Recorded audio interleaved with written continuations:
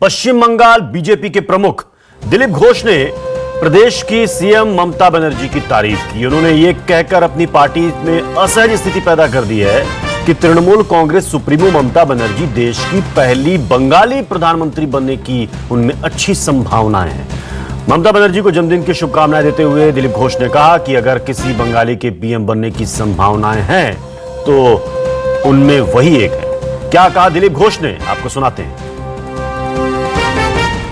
मुख्यमंत्री তাকে আমি তার জন্মদিনের শুভেচ্ছা জানাই, সুস্থ শরীর সফল জীবন কামনা করি, কারণ তার সাফল্যের উপরে পশ্চিমবাংলার ভাগ্য নির্ভর করছে। তিনি সুস্থ থাকুন আর ভালোভাবে কাজ করুন, আমরা চাই। উনি তো আমার প্রধানমন্ত্রী হওয়ার হ্যাঁ, সুস্থ থাকার এই জন্য প্রয়োজন যে বাংলা যদি কোনো প্রধানমন্ত্রী বাঙালি হন তো ওনার সম্ভাবনা আছে, সেই জন্য আমরা চাই উনি সুস্থ থাকুন। ममता बनर्जी फिलहाल विपक्ष के पीएम उम्मीदवार की रेस में शामिल हैं। पीएम पद की उम्मीदवारी के मुद्दे पर वो ये कहती हैं कि 2019 में लोकसभा चुनाव के बाद ही इस पर चर्चा होगी। डीएमके अध्यक्ष एमके स्टालिन के कांग्रेस अध्यक्ष राहुल गांधी का नाम विपक्ष के प्रधानमंत्री पद के उम्मीदवार के तौर पर प्रस्तावित करने के बाद उन्होंने यह बयान दिया था।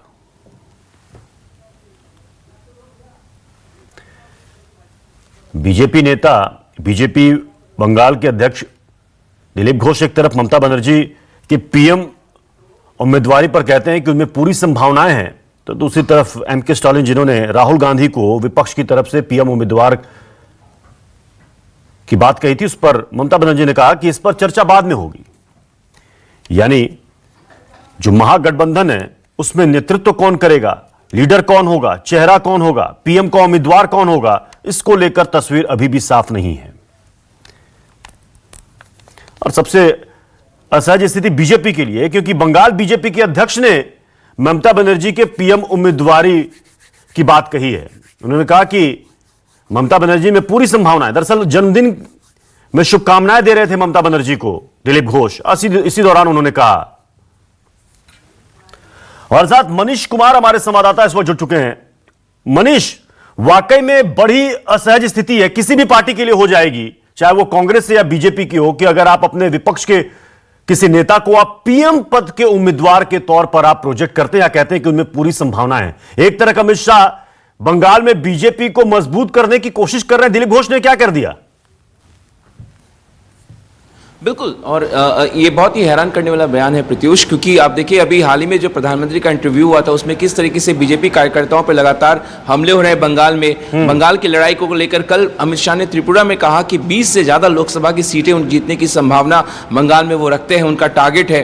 तो जाहिर तौर पर दिलीप घोष का इस वक्त इस तरीके का बयान जाहिर तौर पर यह पार्टी के लिए एक बहुत ही बैकफुट पर भेजने के समान है, पार्टी को असमंजस की स्थिति में डाल सकता है, क्योंकि वो प्रदेश अध्यक्ष बंगाल के हैं। साथ ही साथ आप देखिए कि और ममता को जो है तृणमूल कांग्रेस के तमाम सांसद, क्योंकि अभी राहुल गांधी को जो प्रधानमंत्री का उम्मीदवार बताया गया स्टालिन की तरफ से, डीएमके की तरफ से, तो टीएमसी जो है स्टालिन के साथ खड़े होने से साफ इनकार कर दी, क्योंकि कहीं ना कहीं वो मानती है कि ममता बनर्जी जो है वो एक प्रबल दावेदार हैं। अगर संख्या बल अगर नहीं होता है, महागठबंधन या एक बहुत बड़ा गठबंधन अगर विपक्षी दलों का बनता है, तो ममता बनर्जी 2019 में प्रधानमंत्री बनने का एक सशक्त उम्मीदवार अपनी रखती है। और यही तृणमूल कांग्रेस के सांसद कहते आए हैं संसद भवन में कि वो प्रधानमंत्री का उम्मीदवार ममता बनर्जी भी है। तो जाहिर तौर पर दिलीप घोष अगर इस तरीके का बयान देते हैं, मनीष क्या ऐसा तो नहीं कि बाद में दिलीप घोष ये कहे कि हमने तो ये कहा है कि विपक्ष की तरफ से ममता बनर्जी पीएम की उम्मीदवार हो सकती हैं? कहीं ये महागठबंधन में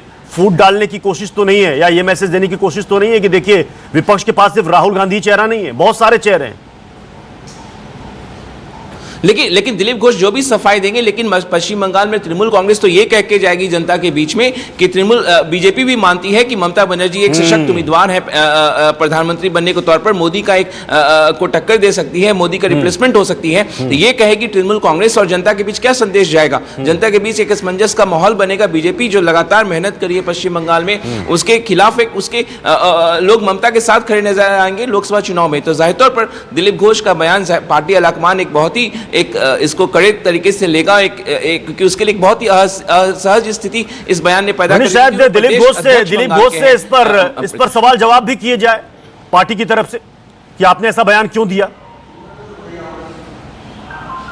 बिल्कुल बिल्कुल, पार्टी वहां पे कैलाश विजयवर्गीय जो कि बंगाल के प्रभारी है, हमारे सूत्र बता रहे हैं कि वो जरूर इस बाबत जो है बात करेंगे दिलीप घोष से कि आखिर किस संदर्भ में उन्होंने ये बयान दिया, क्योंकि पार्टी बहुत ही असहज स्थिति में उनके बयान के, क्योंकि बंगाल बीजेपी के लिए सबसे बड़ी चुनौतीपूर्ण, आप त्रिपुरा के बाद समझिए कि एक बड़ा जो पश्चिम बंगाल गढ़ रहा है पहले लेफ्ट का, अब तृणमूल कांग्रेस का, उसको बीजेपी तोड़ना चाहती है, और इस बीच में ये बयान बीजेपी को एक बहुत बड़े सदमे के तौर पर बीजेपी के लिए है। और मनीष देखिए, यहां पर खासतौर पर उन्होंने बंगाली सेंटिमेंट को भी जोड़ दिया कि देश में पहला बंगाली पीएम बनने की पूरी संभावना है। प्रत्युष, उन्होंने ये कहा कि देखिए ज्योति बसु जब 1996 में जब प्रधानमंत्री बनने का जब उनकी हैसियत थी, वो उम्मीदवारी रखते थे, तो उस समय लेफ्ट ने, वाम दलों ने उनको बनने नहीं दिया प्रधानमंत्री। अब अगर बंगाल की कोई अगर बन सकता है तो वो दीदी बन सकती है, ममता दीदी बन सकती है। तो जाहिर तौर पर कहीं ना कहीं उनका ये बयान पार्टी के लिए एक बहुत ही असहज स्थिति पैदा कर रहा है। प्रत्युष, जो हमारे सूत्र बता रहे हैं कि कैलाश विजयवर्गीय जो है जरूर इस बाबत जो है उनसे बातचीत करेंगे कि आखिर उन्होंने किस संदर्भ में ये बयान तरफ से दिया है, क्योंकि पार्टी सबसे बड़ी लड़ाई अगर देख रही है, क्योंकि पार्टी को उम्मीद है कि अगर 2019 में अगर सीटें अगर बढ़ेंगी तो वो पश्चिम बंगाल से बढ़ेंगी, और वो पश्चिम बंगाल उनके सबसे बड़े टारगेट पे है। 20 से ज्यादा सीटों का लक्ष्य अमित शाह ने पश्चिम बंगाल में रखा हुआ है, जबकि अभी 2 मात्र सीटें पश्चिम बंगाल में बीजेपी के पास है। अगर 22 से 23 सीटों का अगर लक्ष्य है और वहां के प्रदेश अध्यक्ष का ऐसा बयान आता है तो जाहिर तौर पर देखना है कि अब इसके बाद क्या सफाई दी जाती है। बहुत बहुत शुक्रिया मनीष।